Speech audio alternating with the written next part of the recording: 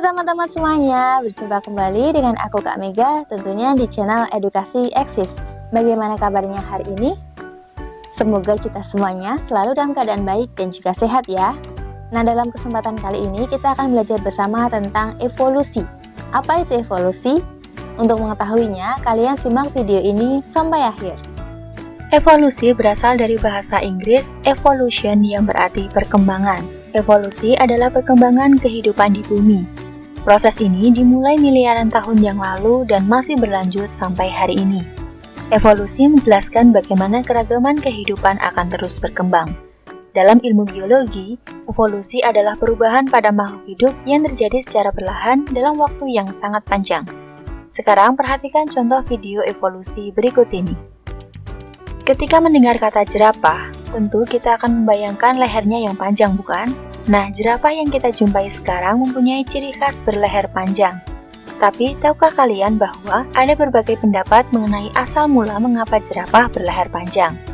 Pendapat itulah yang dinamakan dengan teori evolusi.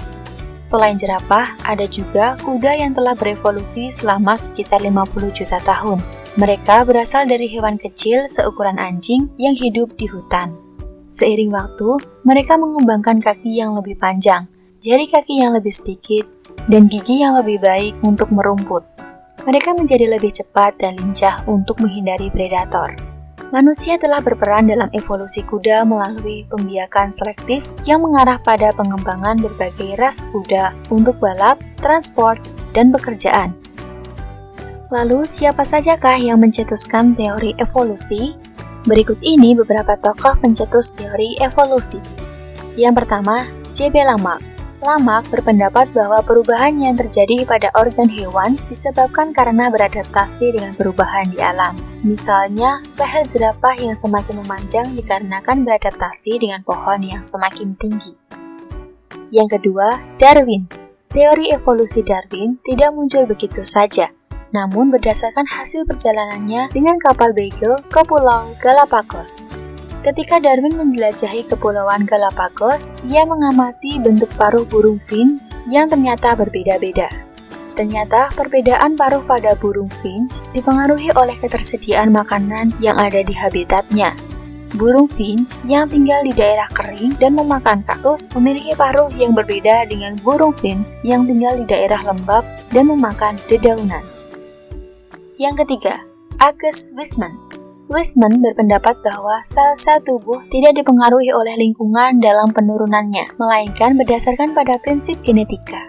Weismann membuktikan pendapatnya dengan bereksperimen menggunakan tikus.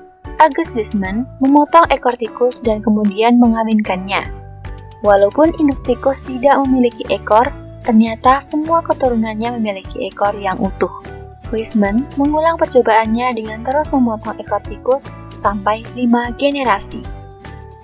Setelah mengetahui teori evolusi, kira-kira apa saja faktor yang mempengaruhi evolusi? Berikut ini faktor-faktor yang mempengaruhi evolusi. Yang pertama, hukum Hardy-Weinberg. Hukum ini menyatakan frekuensi alel atau gen dalam populasi dapat stabil dan berada dalam keseimbangan dari generasi ke generasi berikutnya dengan syarat jumlah populasi besar, perkawinan secara acak atau random, tidak ada mutasi maju atau balik, tidak ada seleksi, dan tidak ada mutasi. Yang kedua, frekuensi gen.